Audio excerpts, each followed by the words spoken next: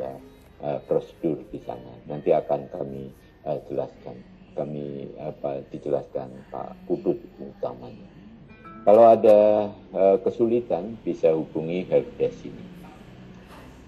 Kalau Ibu Bapak mau secara offline, tatap muka, bisa bertanya ke pemerintah daerah atau ke kami, begitu ya. Pengawas, penilai, gitu ya, ke LPMP, PP PAUD, monggo. Baik, itu Ibu Bapak yang saya hormati. Selanjutnya terkait dengan mekanisme seleksi program sekolah penggerak akan disampaikan oleh ahli core of the core, ya, yaitu Ibu Sri Hartati. Kepada Bu Sri Hartati kami persilahkan untuk menjelaskan bagaimana mekanisme seleksi program sekolah penggerak. Dari saya sementara cukup. Monggo Bu Sri Hartati. Bisa, oke. Cek suara saya? Oke, bisa. Terima kasih Pak Slamet, Bapak dan Ibu yang saya hormati. Assalamualaikum warahmatullahi wabarakatuh. Oke, luar biasa Bapak Ibu. Hitungan beberapa menit, Zoom-nya dibuka saja sudah langsung 1000. Semangat sekali ya Pak Bu, luar biasa. Tapi memang ini yang diharapkan ya Bapak Ibu. Langsung saja Pak Slamet. Oke, baiklah. Saya share screen saja ini supaya lebih jelas ya. Nah, dan bahan saya kelanjutan dari Pak Slamet. Nah, ini harus di slideshow dulu. Terus ditutup dulu, buka lagi gitu ya. Oke. Sudah? Sip. Bapak dan Ibu, saya melanjutkan paparan Pak Slamet. Sekarang terkait dengan saat Bapak Ibu menerima informasi apa tuh sekolah penggerak itu, mungkin Bapak Ibu masih belum yakin ya. Nah, tapi padahal tadi sudah disampaikan manfaatnya loh saat Bapak Ibu menjadi sekolah penggerak. Tapi untuk bisa menjadi sekolah penggerak, bagaimana ya mekanismenya? Nah, ini perlu kita pahami bersama. Nah, Bapak Ibu, kalau ada pertanyaan ini, saya hanya ingin mengulang saja, mereview saja. Memangnya kalau menjadi sekolah penggerak itu manfaat apa yang diperoleh?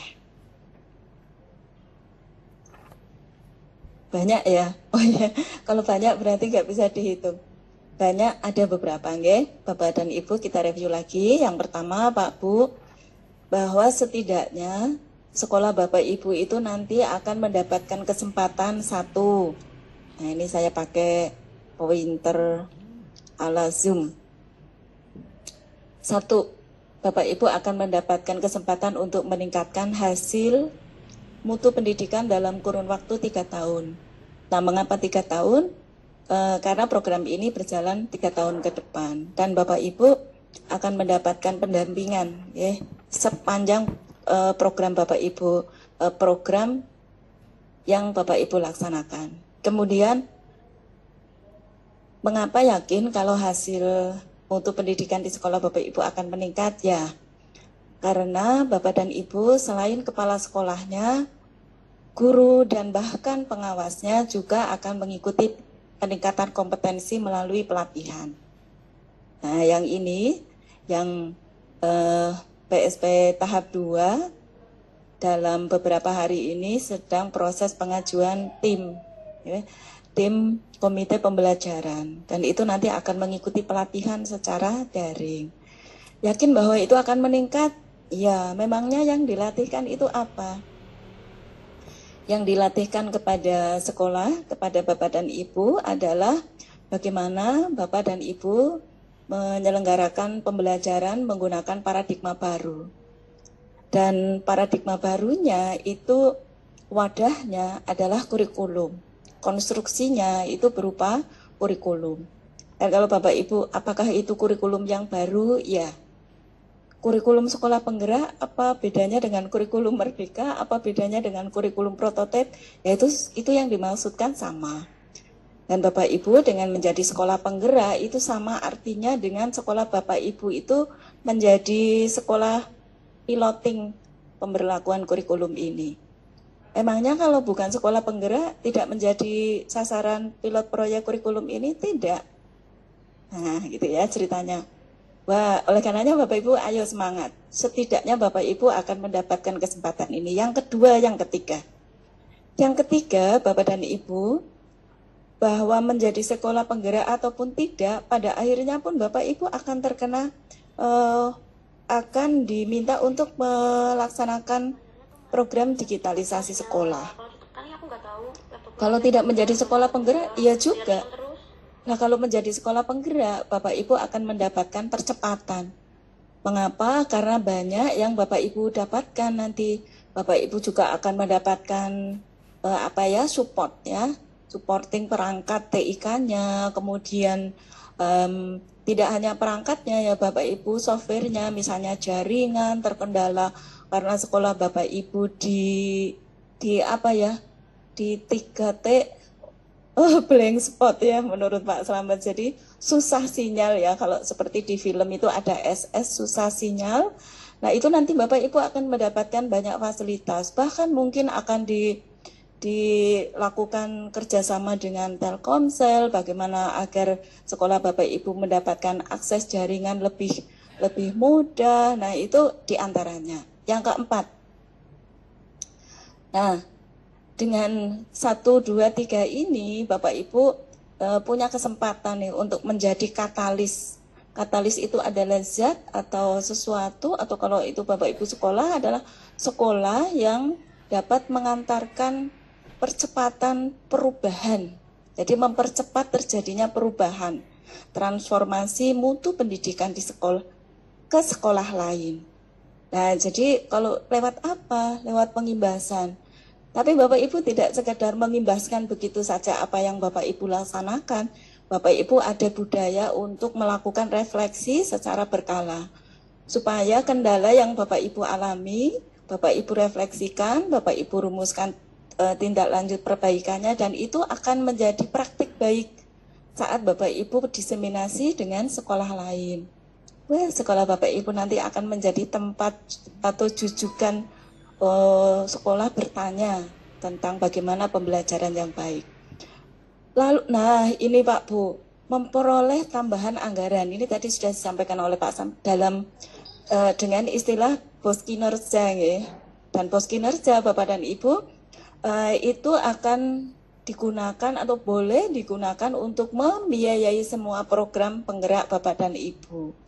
Termasuk pelatihan kurikulumnya juga dibiayai dari sini.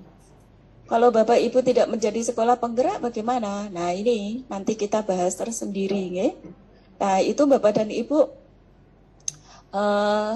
Nah yang ini.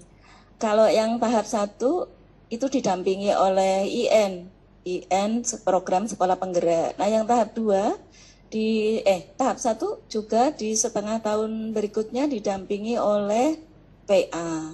Nah ini ke depan nanti Bapak Ibu akan didampingi secara intensif oleh fasilitator. Nah kalau yang kemarin itu istilahnya PA itu ya. PA itu adalah pelatih ahli. Pelatihnya saja ahli loh Pak Bu. Lanjut, nah harapannya Bapak dan Ibu dari manfaat-manfaat yang Bapak Ibu peroleh, maka Bapak dan Ibu dapat mewujudkan capaian di mana istilah PA-nya nanti berubah menjadi fasilitator. Ya oke. Percepatan untuk mewujudkan pelajar yang memiliki karakter profil pelajar Pancasila. Harapannya begitu Pak Bu. Jadi ayo semangat Pak Bu. Ini ceritanya minimal Pak Bu. Minimal Bapak Ibu termotivasi karena supporting dananya, itu minimal. Tapi mestinya Bapak Ibu sudah berpikir satu level lebih tinggi ya, tidak hanya karena bantuan dana, nggotek dana itu tidak. Tapi lebih pada manfaat di mana Bapak Ibu akan menjadi sekolah pilot project kurikulum yang baru. Wah keren. Harus semangat Pak Bu. Mengapa? Karena Bapak Ibu di Kemendikbud nomor 719 2020, Bapak dan Ibu nanti sebentar lagi akan ada form yang ditawarkan oleh dinas bahwa Bapak Ibu akan memilih, diminta memilih. Ini posisinya. Kapan? Tahun pelajaran 2022 ya. Berarti tinggal menghitung hari toh Pak Met. Ini Februari, Maret, April, Mei. Nah, Juni Bapak Ibu itu sudah harus membuat keputusan nih. Sekolah Bapak Ibu akan menerapkan kurikulum apa? Kalau di Kemendikbud tersebut itu kan ada 3 pilihan. Sekolah Bapak Ibu akan tetap pakai kurikulum 2013 yang ketika itu nanti di hasil belajar siswa itu diukurnya lewat AN, asesmen literasi, asesmen numerasi, sementara pembelajarannya belum menggunakan paradigma baru.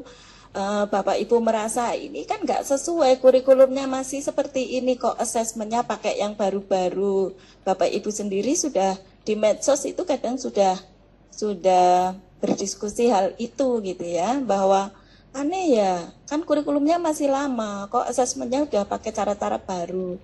Nah itu, atau Bapak Ibu memilih menerapkan kurikulum darurat, yang kurikulum pandemi.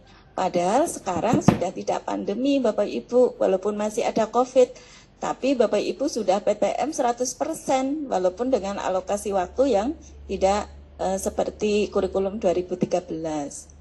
Terus yang ketiga, Bapak Ibu akan memilih menerapkan kurikulum prototipe sebagai opsi.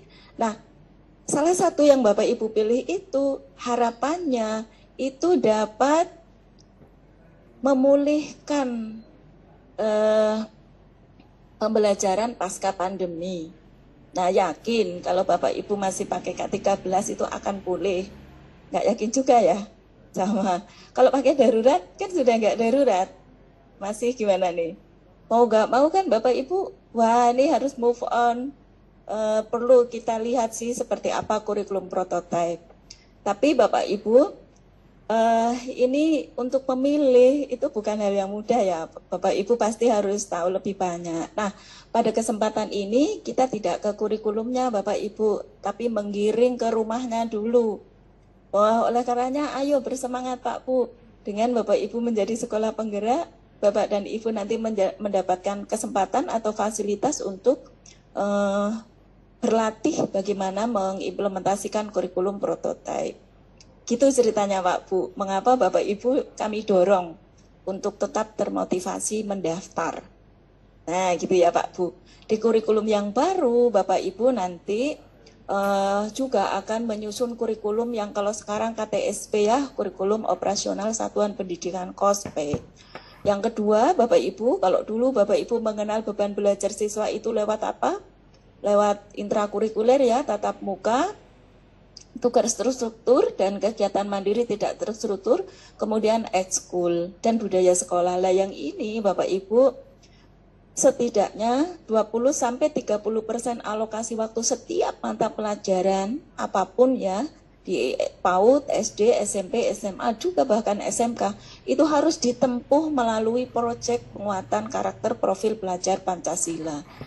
Jadi belum disebut mata pelajaran jika hanya membelajarkan substansi atau konten materi saja, tapi belum melaksanakan proyek. Itu ceritanya Pak Bu. Berarti Bapak Ibu harus berlatih ini itu besok. Dan Bapak Ibu memastikan Bapak Ibu gurunya mampu menyusun perangkat nih sambil ngiming-ngimingi nih Mas Putut dan Pak Slamet. Sengaja nih. Perangkatnya apa? Bu, katanya di medsos itu, di YouTube itu guru besok nggak buat silabus. Ya memang betul nggak buat silabus. Tapi membuat alur tujuan pembelajaran. Itu sama dengan silabus. Beda. Semuanya berbeda Pak Bu. Jadi ini sengaja ya, sengaja saya jadikan pemicu Pak Slamet, supaya ayo kita bergerak. Dan katanya nggak buat RPP, udah pada seneng banget loh Bu. Iya silahkan, memang kan seneng nggak buat silabus, nggak buat RPP seneng ya. Nah dan Bapak Ibu nanti move on, tidak membuat silabus, Bapak Ibu akan menganalisis TP, kondisi akhir kompetensi siswa, itu menjadi alur tujuan pembelajaran yang kalau dulu mungkin Bapak Ibu itu menyetarakan dengan silabus. Yang kedua, RPP memang bukan membuat RPP, tapi namanya membuat modul ajar. Kalau dulu itu setara RPP, tapi yang ini tuh RPP plus gitu. Kayak pijet wae plus ya Pak. Nah, dan mengembangkan bahan ajar. Bahan ajar itu termasuk diantaranya ya handout, kemudian diktat, lalu LK, lalu PowerPoint mungkin ya, media, bahan tayang, video. Nah, itu masuk ke bahan ajar. Loh, itu modul itu bukan materi bukan. Modul itu setara RPP tapi plus tadi. Dan nah ini ada hal baru lagi, dan Bapak Ibu perlu nanti Bapak Ibu gurunya dipastikan mampu menyusun dan melaksanakan assessment. Jadi bukan lagi penilaian istilahnya, tapi assessment. Jadi asesmen formatif dan asesmen sumatif mungkin itu kan seperti penilaian. Tapi yang berbeda dan belum pernah Bapak Ibu laksanakan adalah melakukan asesmen diagnostik. Apa itu? Nah, makanya ini besok ada di kurikulum yang baru Pak Bu. Semangat Pak Bu, semangat untuk daftar dulu dong. Nah ini Pak Bu, sekarang ke sini, ayo kembali lagi ke laptop. Itu tadi sengaja ya, sengaja suplemennya gitu Mas Putut, biar kayak ngecas gitu ya. Nah ini kita Pak Bu, lini masanya kabupaten kota Bapak Ibu khususnya saya boleh cerita yang di tahap 1 itu ada 10 kabupaten kota di Jawa Tengah Bapak Ibu. Untuk tahap 2 ada 9 yang kabupaten baru nggih. Jadi di tahap 2 ini sekarang sudah ada 19 kabupaten kota yang masuk sasaran program sekolah penggerak di Jawa Tengah nggih. Dan Bapak Ibu ini khususnya yang 16 kabupaten kota masuk di tahap 3. Dan mudah-mudahan di level ini ya, di level daerah ya, di kabupaten kota itu segera clear nota kesepakatannya supaya tidak seperti tadi. Deadline-nya nggak terpenuhi, mau nggak mau kabupaten Bapak Ibu masuk tahap 4. Wah, padahal Bapak Ibu udah semangat banget gitu ya. Ayo Bapak Ibu boleh kalau yang punya akses untuk berkomunikasi dengan dinas mencoba bagaimana bersama-samalah berkomitmen nggih. Nah, baik Pak Bu. Ini pendaftaran Bapak dan Ibu sampai kapan tadi Pak Samet? Sudah dimulai sejak 26 Februari nggih. Januari nggih. Tapi belum buka dan belum buka gitu ya. Buka tutup. Nah, insya Allah sekarang sudah buka. Pak Bu, ini rekrutmennya ya Bapak dan Ibu. Perjalanan rekrutmennya. Ada yang itu area dinas, ada yang areanya Bapak Ibu. Nah, di penentuan daerah sasaran yang provinsi dan kabupaten kota itu kewenangannya pusat ya Bapak Ibu. Kemudian tapi sifatnya tawaran ya Pak Bu. Ada loh ya kabupaten kota itu nggak mau tenanan, nggak mau loh. Kalau nggak mau Pak Bu ditinggal Bapak Ibu. Kalau nggak mau dipaksa itu gimana caranya? Tetap kokoh, nggak mau buat video, nggak mau buat MOU ya, nota kesepakatan. Kalau nggak mau juga, yang kasihan Bapak Ibu guru kepala sekolah toh sekolahnya. Nah makanya ayo kan ini bukan program top down ya, ini kolaborasi atau istilahnya bersama-sama. Nah yang berikutnya setelah nota kesepakatan di level kabupaten kota itu clear, Bapak dan Ibu bisa segera mendaftar. Nah jadi kalau nanti Bapak Ibu masuk ke SIM kemudian terkunci, itu ada beberapa kemungkinan ya Mas Putut. Bisa jadi karena NK-nya belum clear ya, sehingga akses dari kabupaten kota Bapak Ibu belum terbuka. Oh kok begitu ya? Iya, jadi ini kan bagian dari komitmen kita bersama Bapak Ibu. Jadi pemerintah daerah yang dalam hal ini Dinas Pendidikan, kemudian Pemda di level bupati dan pemerintah pemerintah kabupaten kota, dan kalau provinsi sudah clear ya, provinsi tinggal melanjutkan yang diurusi oleh provinsi itu untuk jenjang SLB dan SMA. Sudah clear karena tinggal lanjut aja. Nah, baik. Terus Pak Bu, nanti kalau Bapak Ibu sudah masuk ke link pendaftarannya, ya, Bapak dan Ibu akan mengikuti beberapa tahap di dalam seleksinya. Seleksi tahap 1, Bapak Ibu, nanti begitu Bapak Ibu masuk menggunakan akun SIM PKB Bapak Ibu, jika terkendala, Bapak Ibu pastikan Bapak Ibu akun belajar ID-nya sudah aktif. Wah, saya belum, Bu. Ya, setelah ini nanti aktivasi, nggih. Di YouTube itu banyak tutorial aktivasi akun belajar ID. LPMP juga mengadakan Bimoli, bimbingan apa? Bimbingan online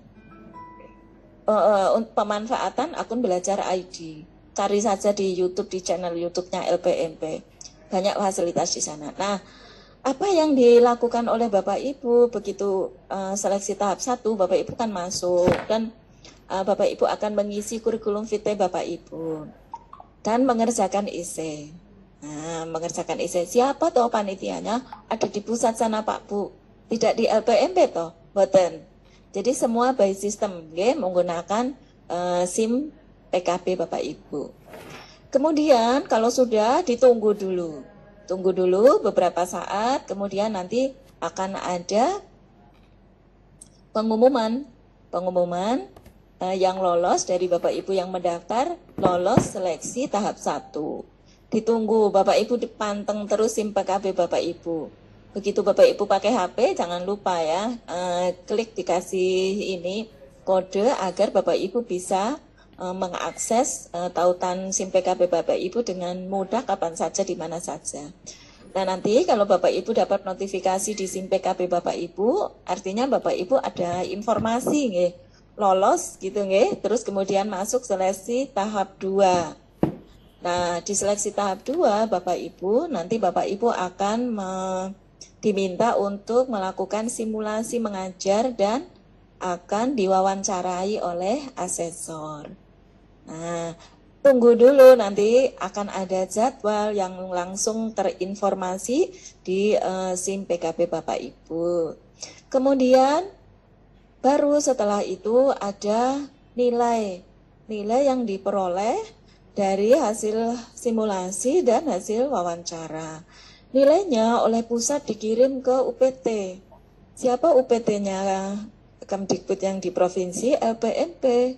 Nanti kami akan menyampaikan, tim kami itu ada namanya wali wilayah di setiap kabupaten kota, akan membawanya dan merapatkan di Dinas Pendidikan Kabupaten Kota. Kami rapat, lalu kami hanya akan menentukan sesuai dengan permintaan panitia pusat. Kalau yang sudah di tahap 1 tahun pertama, tahun kedua itu adalah melakukan pemeringkatan.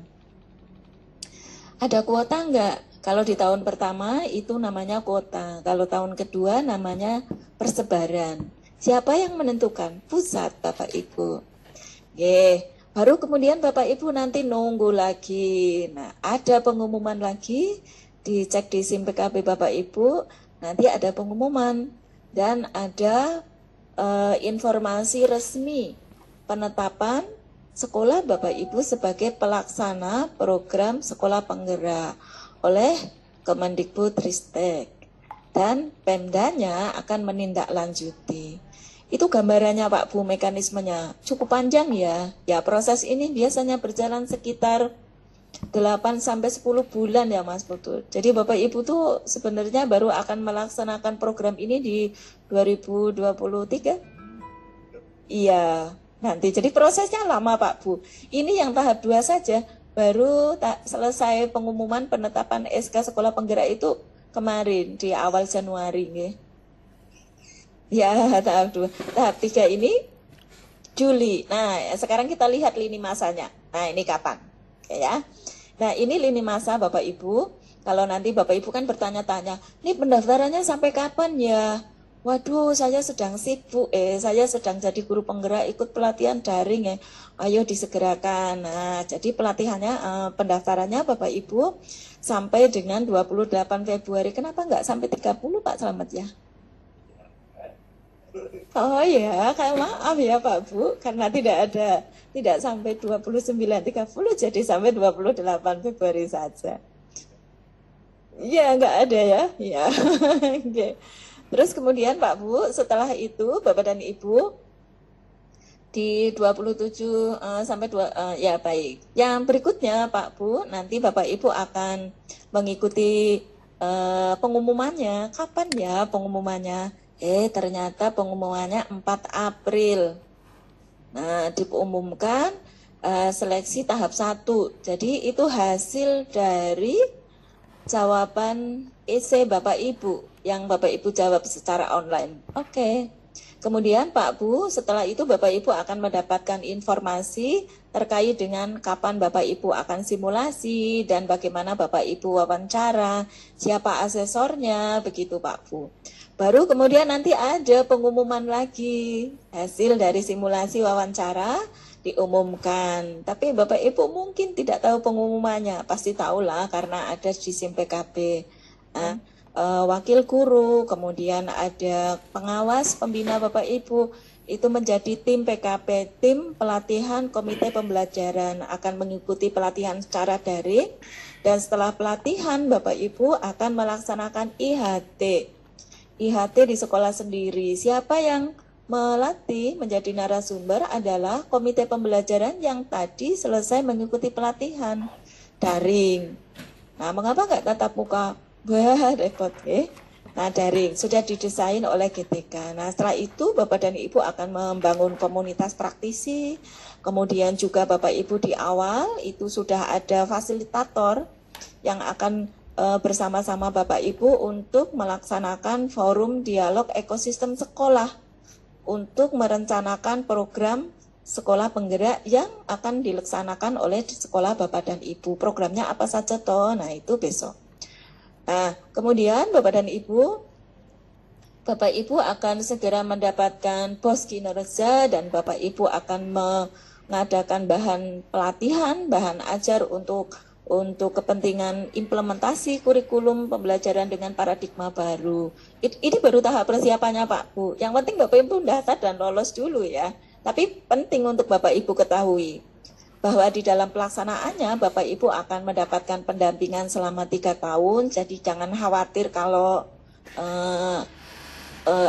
lost training gitu ya. Jadi pelatihan yang lepas gitu, tidak terpantau, tidak. Bapak Ibu akan didampingi, bahkan Bapak dan Ibu ada agenda-agenda yang akan dilaksanakan oleh fasilitator kepada Bapak dan Ibu.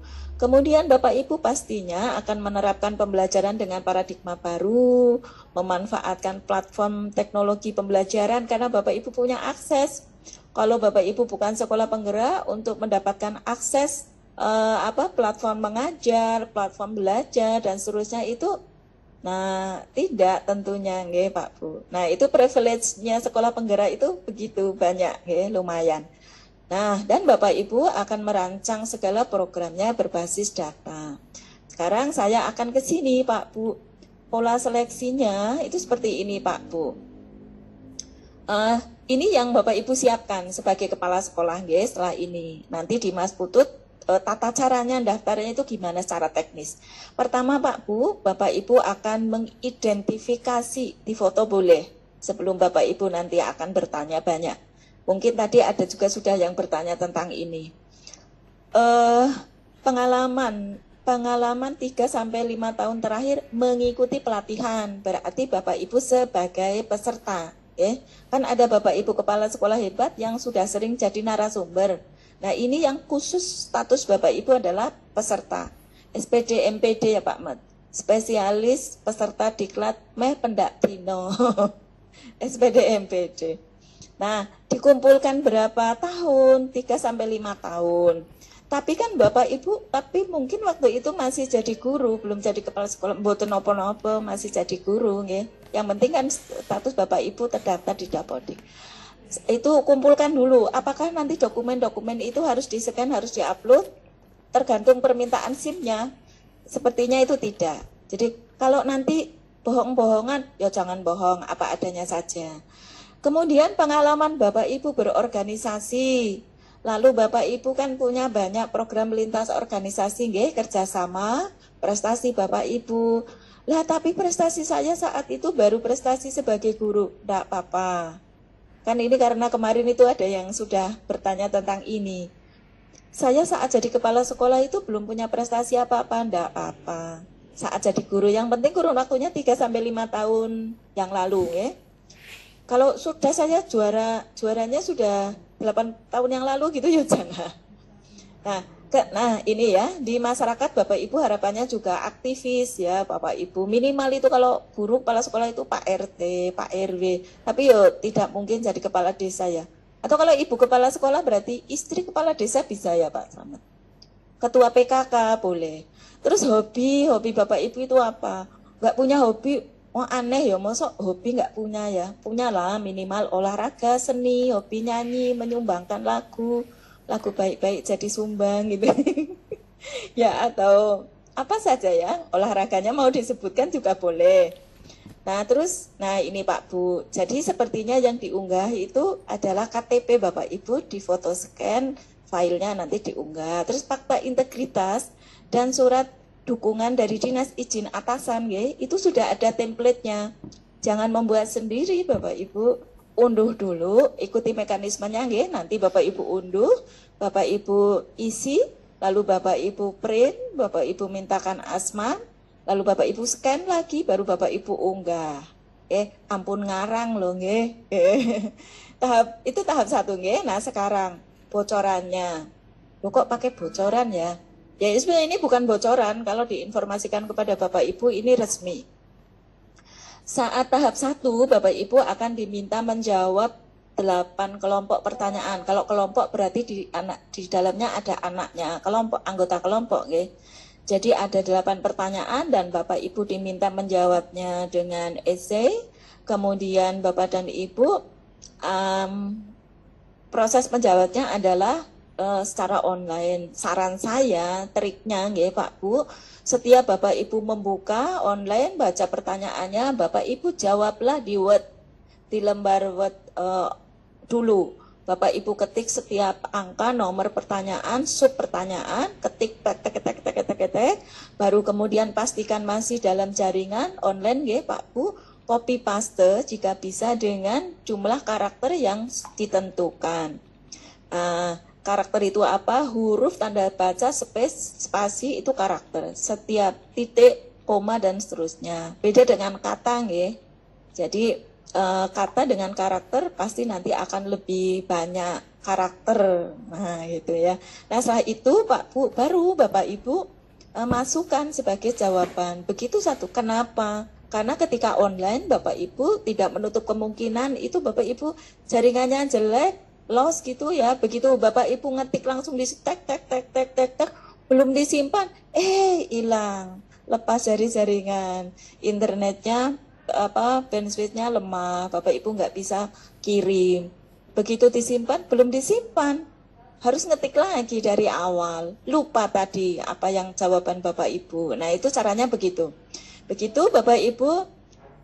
Dan jawaban Bapak Ibu harapannya adalah nyata. Semuanya itu berbasis pengalaman atau tindakan yang Bapak Ibu laksanakan selama ini. Nah gitu ya Pak Bu. Ngarang boleh nggak? Kalau ngarang Bapak Ibu nanti malah tambah sulit ya, apa adanya saja. Nah ini ya Bapak Ibu itu di tahap 1. Setelah sudah Bapak Ibu jawab, boleh nggak nyicil? Boleh. Yang penting begitu menjawab Bapak Ibu simpan, begitu menjawab dan pastikan ketika jawaban Ibu tersimpan itu Bapak Ibu buka lagi itu ada nyicil, misalnya sehari menjawab 1 kelompok pertanyaan boleh, besok menjawab pertanyaan berikutnya, tapi harus dipastikan bahwa semua Bapak Ibu punya arsipnya. Mengapa? Karena pada saat Bapak Ibu nanti tahap 2 dari jawaban Bapak Ibu di tahap 1 ini akan menjadi dasar oleh tim di Jakarta untuk meloloskan atau tidak. Nah nanti kalau lolos Bapak Ibu di SIM PKB Bapak Ibu akan ada notifikasi, Bapak Ibu akan dihubungi juga oleh asesor yang akan memberitahukan atau mengkonfirmasi kapan jadwal Bapak Ibu akan simulasi mengajar. Dan simulasinya adalah secara daring. Bapak Ibu diharapkan menggunakan Google Meet ya. Semoga ya, saya yakin semua Bapak Ibu sudah bisa membuka Google Meet dan mengirim link kepada asesor untuk simulasi. Berapa lama? 10 menit aja tanpa murid loh. Walaupun tanpa murid, Bapak Ibu diharap tidak mengatakan prememori. Sekarang apersepsi ya, apersepsinya prememori saja. Jangan pernah katakan prememori, Pak Bu. Ya. Lakukan seolah-olah itu secara natural, Bapak Ibu itu melalui pembelajaran tahap pendahuluan, inti, dan penutup. Jadi jangan pernah katakan prememori. Kalau diskusi misalnya, diskusi ya Bapak tunggu diskusinya beberapa menit ke depan, silahkan. Bapak dan Ibu akan mengatakan, oke silahkan semuanya memberi ide, pemikiran. Nah, seperti layaknya Bapak Ibu, Bu saya sudah 7 tahun nggak ngajar ya, Bapak Ibu nanti cari di YouTube. Di YouTube itu banyak video simulasi mengajar seleksi kepala sekolah penggerak, banyak sekali Pak Bu. RPP-nya bagaimana? Juga di SIM itu sudah banyak contoh RPP. Pakai 1 lembar atau ikuti saja instruksinya yang ada di SIM. Kalau harus pakai 1 lembar, Bapak Ibu pakai 1 lembar. Nah Pak Bu, jadwal kapan Bapak Ibu akan simulasi itu selain ada di SIM PKB juga akan terkirim ke email Bapak Ibu, dan Bapak Ibu akan dicat di WhatsApp Bapak Ibu oleh asesor. Begitu juga kapan Bapak Ibu wawancara. Yang mau wawancara ada 2 orang asesor dan informasinya juga melalui SIM PKB. Sudah sangat jelas gambarannya Pak Bu. Yang penting Bapak Ibu semangat nih Pak Bu. Nah Bapak Ibu, nanti kalau Bapak Ibu sudah lolos, di tahap 2 dinyatakan lolos, maka Bapak Ibu akan gambarannya ya, supaya Bapak Ibu ada gambaran nih. Bapak Ibu akan diminta untuk menyusun tim PKP, pelatihan komite pembelajaran yang akan Bapak Ibu ikutkan pelatihan secara daring. Nah Bapak dan Ibu, di sekolah Bapak Ibu di setiap bulan juga akan ada lokakarya, ada refleksi, kemudian komite pembelajaran tadi siapa? 1 kepala sekolah, 2 pengawas, 3 wakil guru.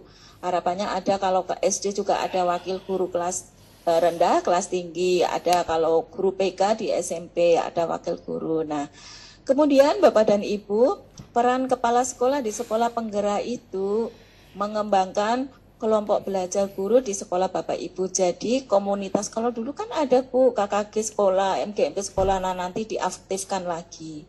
Kemudian Bapak Ibu kepala sekolah melakukan coaching secara berkala bagi guru dan tendik.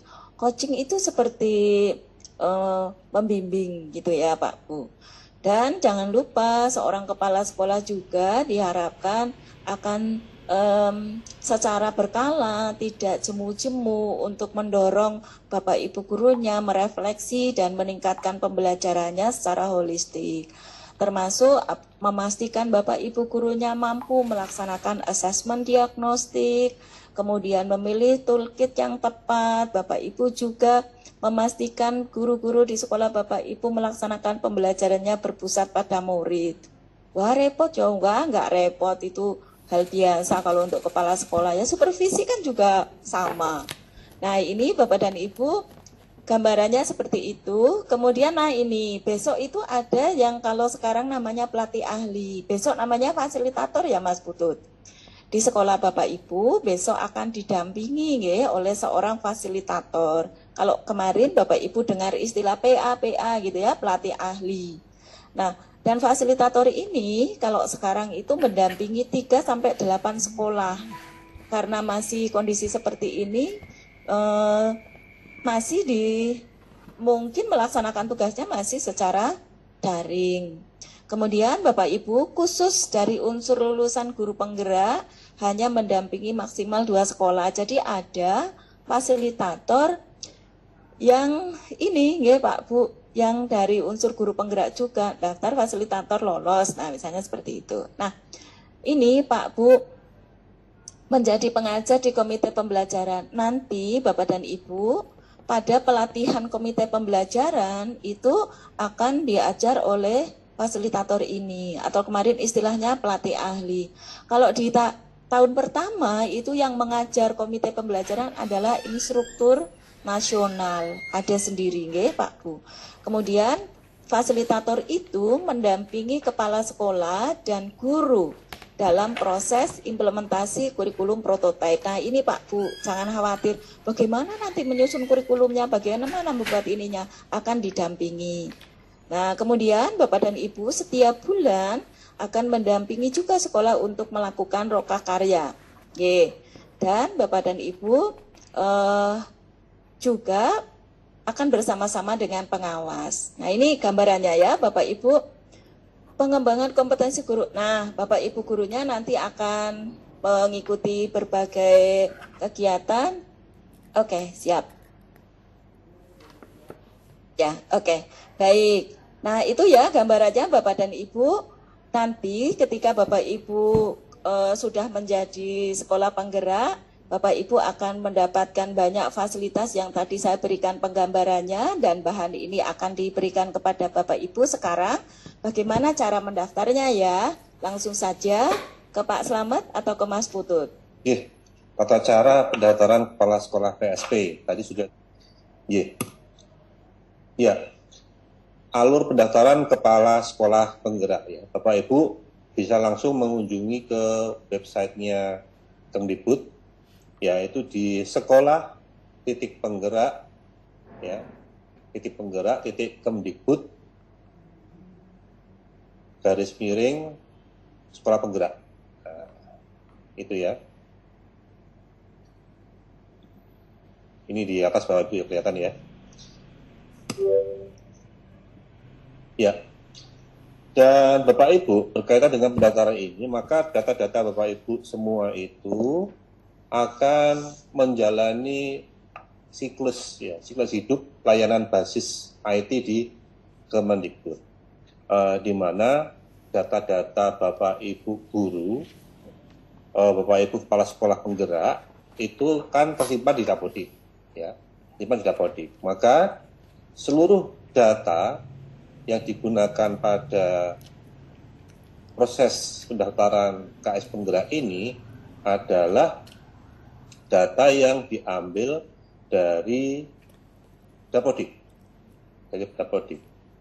Jadi mulai sekarang silakan Bapak Ibu koordinasi dengan operator sekolah, dengan operator dinas, konfirmasi apakah datanya sudah fix ataukah belum. Mungkin data Bapak Ibu di Dapodik sekarang ini seharusnya sudah definitif, gitu kan. Tapi ternyata kok masih PLT. Nah, itu harus pastikan lagi. Apakah memang masih PLT atau sudah menjadi definitif. Karena kepala sekolah penggerak ini memang statusnya harus definitif, ya, harus definitif. Kemudian apakah sekolahnya sudah betul ada di Dapodik, gitu ya. Nah, itu dipastikan lagi.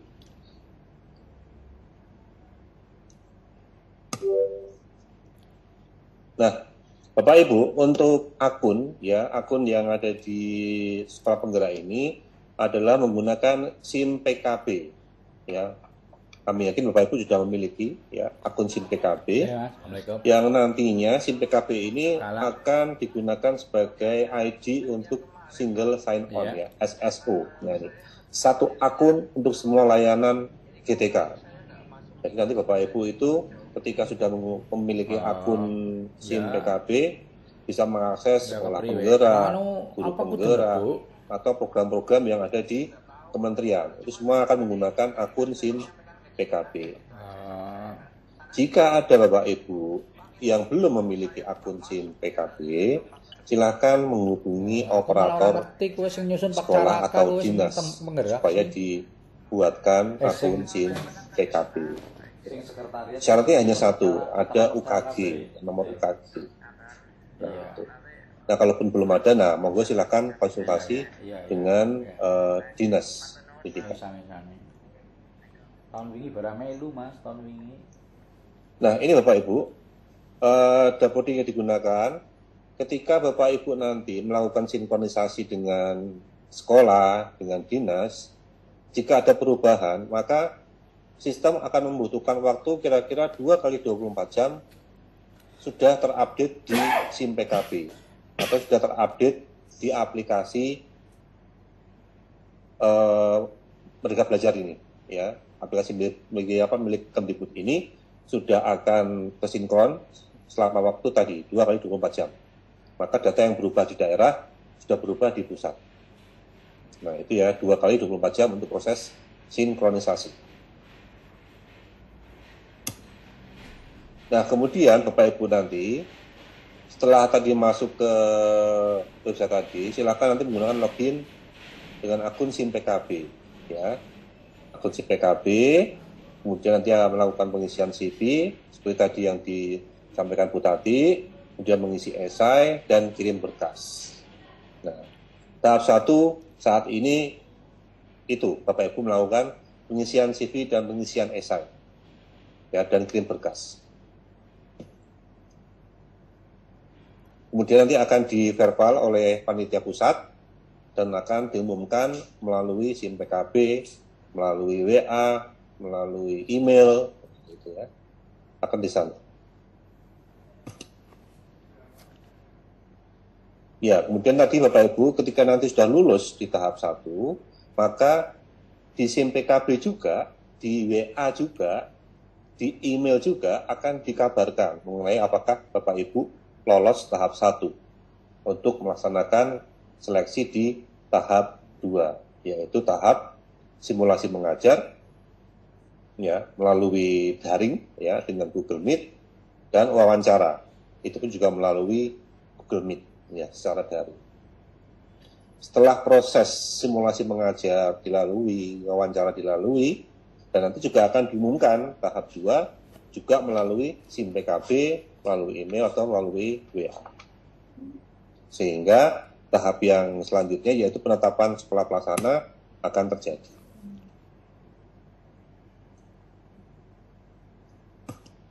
Nah, ini Bapak Ibu portal PSP, ya, tampilan portal PSP.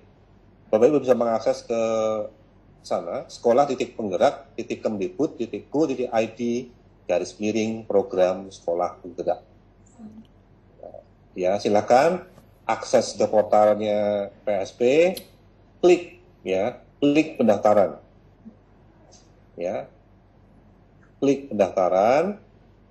Nanti Bapak Ibu setelah klik pendaftaran akan diarahkan ke halaman pendaftaran.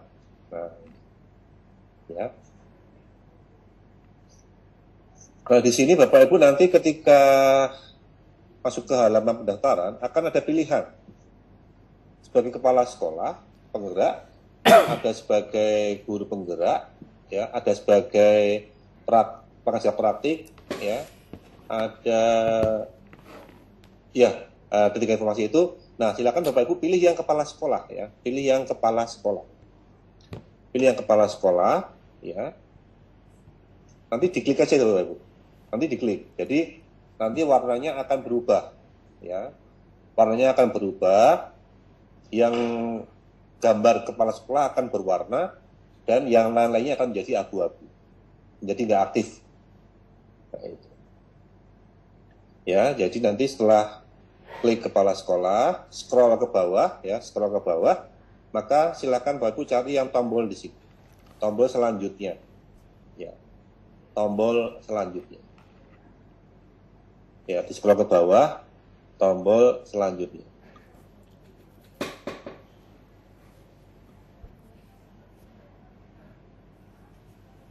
Ya, itu kemudian setelah klik tombol selanjutnya, Bapak Ibu akan masuk ke laman akun. Nah, memasukkan akun, laman login. Ya.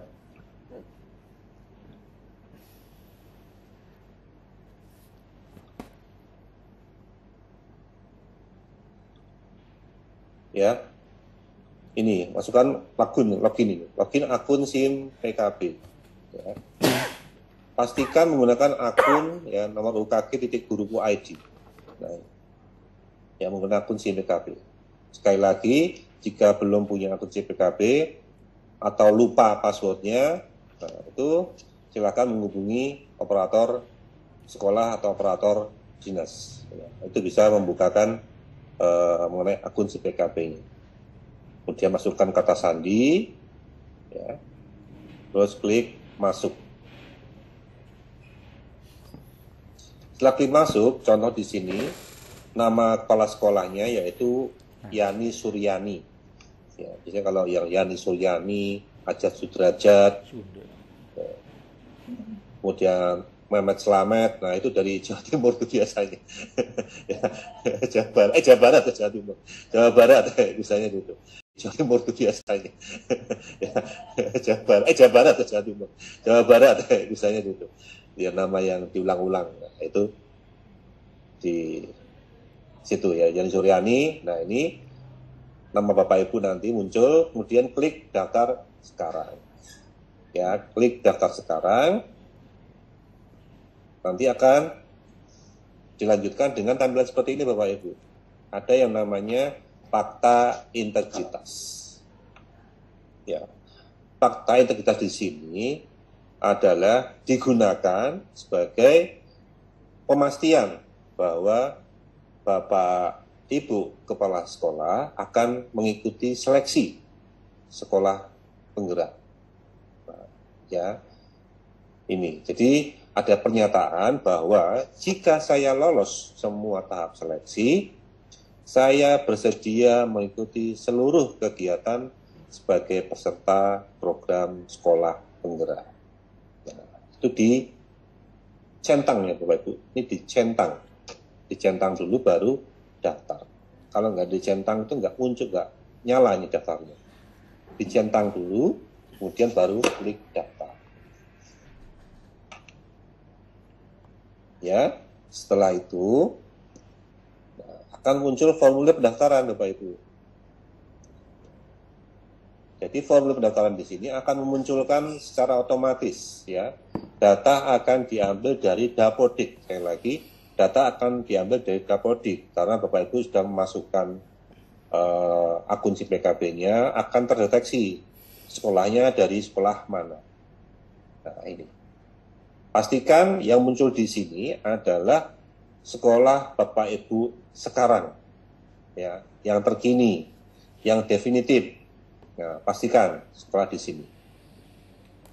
Kalau Bapak Ibu mengampu, ya, kepala sekolah di SDA, kemudian PLT di SDB, maka pilihan di sini juga akan ada 2 sekolah. Bapak Ibu pilih yang definitif, ya. Mendaftar melalui sekolah yang definitif, jangan yang PLT. Ya, mendaftar melalui sekolah yang definitif. Di sini pastikan. Nah, akan ada pertanyaan informasi dasar. Apakah Anda benar menjabat sebagai kepala sekolah di SD Negeri 3 Nyangkom? Ya, ini istilahnya SD Nyangkom. Itu nggak di Jawa Tengah ini. Ini pilih ya. Kemudian apakah statusnya negeri? Ya. Jika ternyata statusnya berubah menjadi swasta ya pilih tidak. Ya. Jika emang negeri pilih ya. Apakah betul sekolah itu ada di Nyangkom? Nah, ya, jika ya semua, tinggal klik selanjutnya. Nah, ternyata ada ketidaksesuaian. Ada ketidaksesuaian data, maka silakan Bapak Ibu mengirimkan catatan. Diketik saja di sini, di kolom di sini diketik. Yang salah itu apanya? Apakah alamatnya beda atau nama sekolahnya berubah, gitu kan? Atau statusnya berubah? Nah, itu silakan dituliskan di kolom di sini. Nanti akan menjadi masukan ke operator Dapodik Pusat untuk dilakukan updating. Kemudian klik kirim.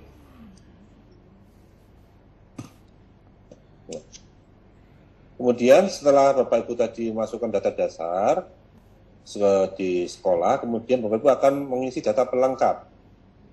Akan diminta memasukkan NIK, ya. NIK Bapak Ibu dimasukkan, kemudian nomor telepon dalam kurung terhubung WA. Jadi memasukkan nomor telepon yang ada WA-nya. Ya. Nomor telepon yang ada gambar hijaunya. Kalau minuman kan yang ada gambar gajahnya gitu. Ini yang ada gambar hijaunya ya. Nomor telepon yang ada gambar hijaunya atau WA. Ini kemudian masukkan email. Karena melalui dua media ini, WA, email, itu Bapak Ibu akan dihubungi oleh sistem. Akan dihubungi oleh sistem. Ya. Kemudian setelah diisi semua, klik selanjutnya. Nah, maka ada konfirmasi data nih, rangkuman. Data personal. Tadi Yani Suryani, kok sekarang jadi Simpson ya. Nah ini. Ini hanya beda tampilan saja sih, beda akun ya. Tadi akunnya Bu Yani Suryani, sekarang akunnya Simpson. Nah, ini nama lengkap sudah betul, statusnya sudah betul, nama sekolah sudah betul, alamat sudah betul, NIK sudah oke. Nah, jika sudah betul semua, pilih yang hijau. Semua data sudah benar. Ya, jika belum, maka akan dikembalikan ke model yang tadi. Disesuaikan dulu. Nah, kemudian setelah betul, maka akan muncul formulir pendaftaran. Dan tinggal Bapak Ibu centang di bawah ini. Dengan ini, saya memahami dan menyetujui semua ketentuan terkait pendaftaran PSP. Ya, dan klik OK. Nah, sekarang tinggal Bapak Ibu unggah berkas. Apa yang diunggah? Nah, apa yang diunggah berkasnya? Nah, ini Bapak Ibu tinggal klik unduh format. Ya, unduh format. Ya, unduh formatnya seperti apa sih patah integritas? Ya, diunduh. Nah, kemudian nanti ditandatangani, diunduh, dicetak, ditandatangani, kemudian baru diunggah berkasnya. Ya, fakta integritasnya diunggah. Jadi setelah diunduh, diisi, ditandatangan, di-scan atau difoto, kemudian diunggah.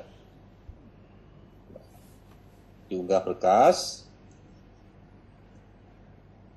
Nah, di sini ya, diunggah berkas. Nanti setelah itu baru kirim berkas, ya, diunggah berkas dulu, unggah faktanya, klik simpan,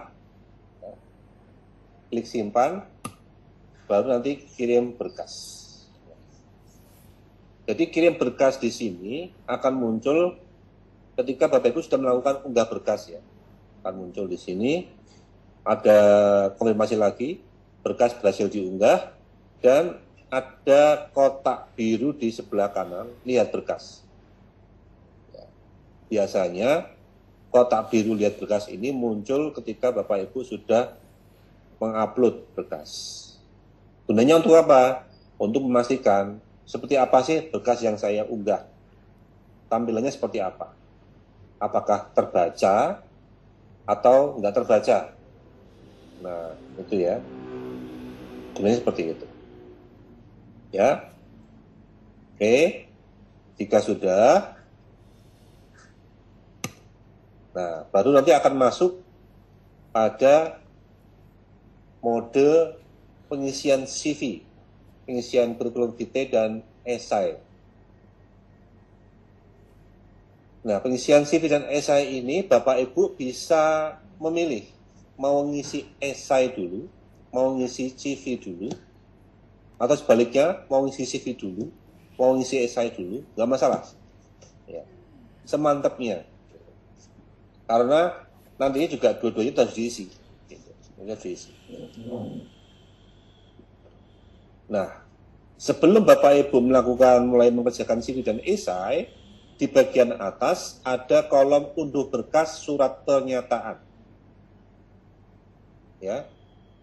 Di tahap 3 ini sudah ada ketentuan, surat pernyataannya itu adalah berbunyi bukan atasan, tetapi langsung dari Dinas Pendidikan.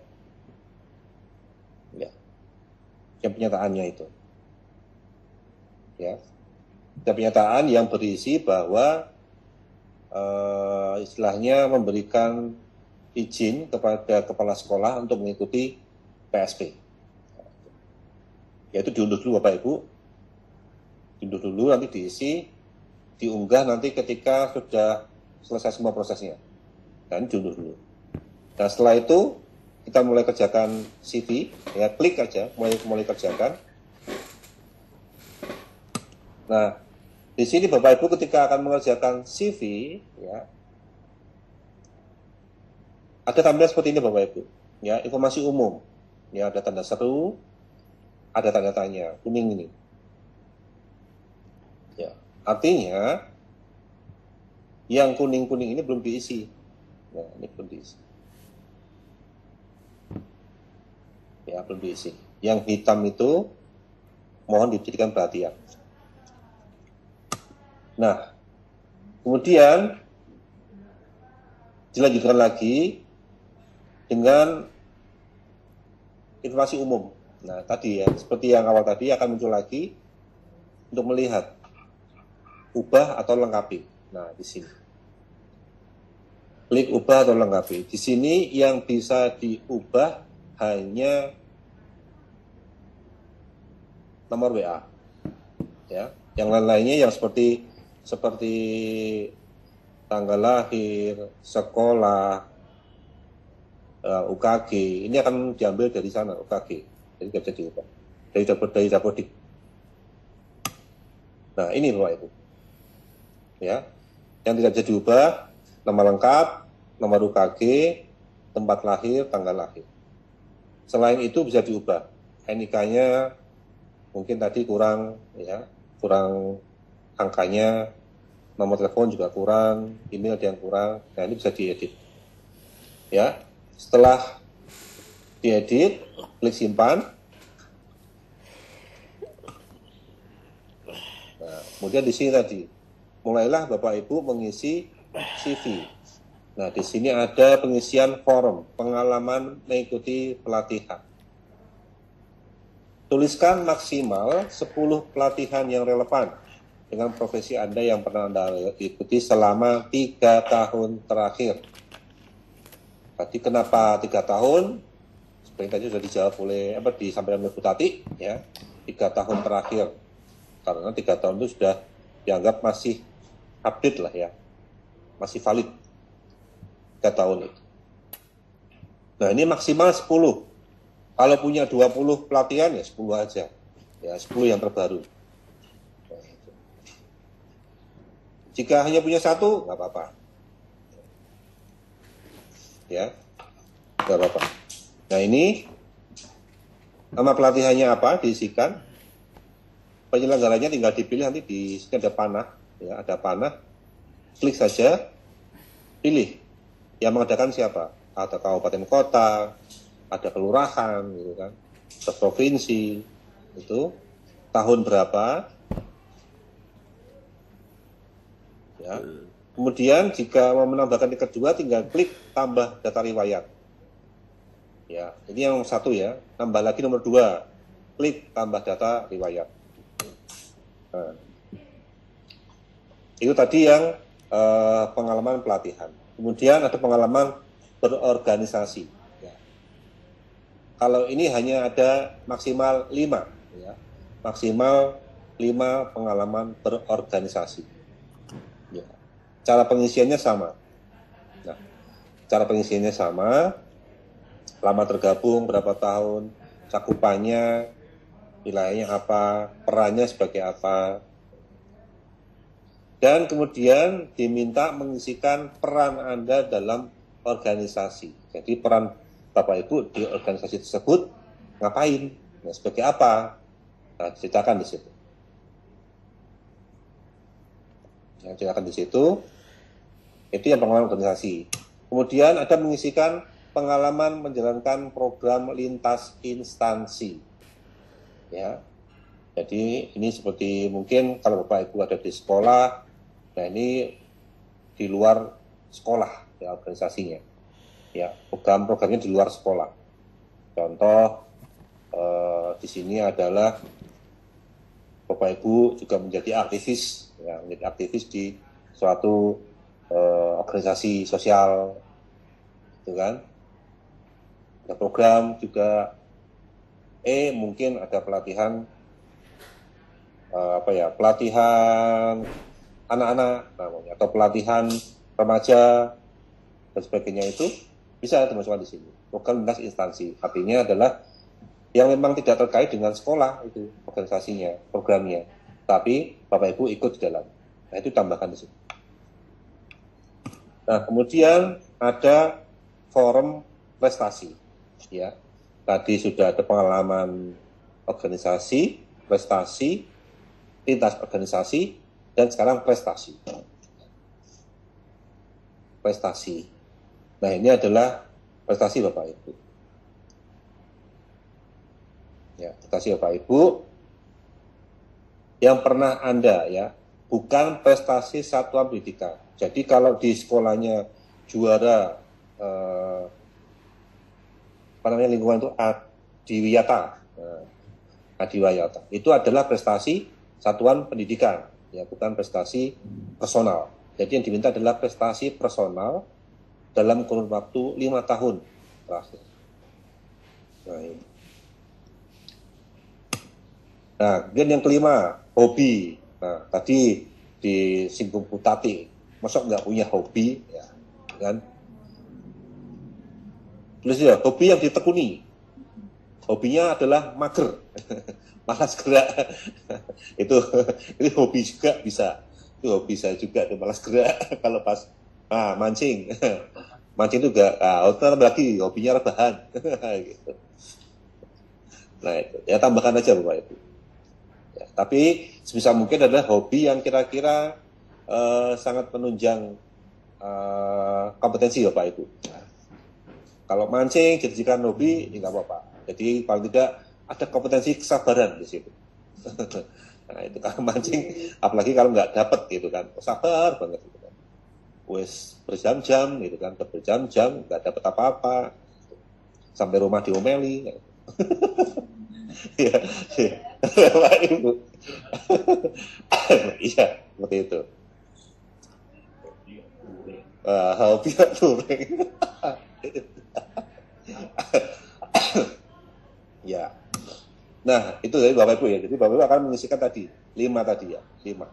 Jadi pengalaman organisasi, prestasi, lintas organisasi, kemudian hobi, terus satu lagi tadi yang pengalaman di sebagai kepala sekolah. Ya. Nah, setelah Bapak Ibu tadi mengisi CV, ya, mengisi CV, kemudian tahapnya yang terakhir pada CV ini adalah Bapak Ibu mengunggah dokumen penting. Ya, yang pertama KTP, ya, KTP difoto, diunggah. Nah, kemudian ada surat izin atasan. Ya, tadi yang pernyataan tadi ya, di-download di awal tadi, diunduh, sekarang di-upload. Ini, mengunduh template dokumen. Ini diklik aja Bapak Ibu.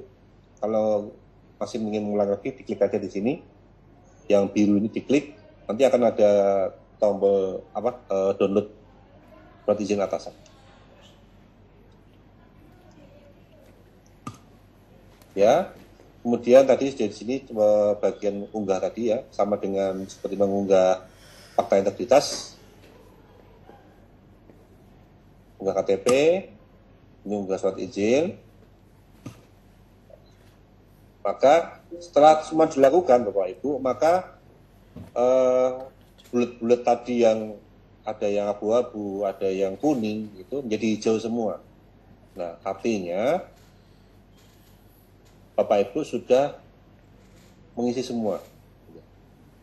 Walaupun pada pengalaman mengikuti pelatihan, pengalaman berorganisasi, pengalaman menjalankan program organisasi, prestasi, keterlibatan dalam kegiatan komunitas masyarakat, hobi. Nah, ini 1, 2, 3, 4, 5, 6 yang tengah ini sifatnya adalah opsional, ya, tidak wajib diisi. Kalau tidak punya pengalaman pelatihan, ya nggak apa-apa. nggak punya pengalaman berorganisasi, nggak apa-apa. Nggak punya pengalaman menjaga program organisasi, nggak apa-apa. Nggak punya prestasi, nggak apa-apa. Nggak terlibat dalam kegiatan komunitas, nggak apa-apa. Nggak punya hobi, nggak apa-apa. Nah, terus ngapain daftar? Gitu ya. Nggak punya apa-apa, ngapain daftar? Karena Bapak Ibu, jadi kami sarankan adalah Bapak Ibu isi ya, apapun itu diisikan sehingga menjadi hijau semua ya, apapun itu. Karena dari poin-poin inilah yang akan dijadikan bahan wawancara di tahap kedua ya.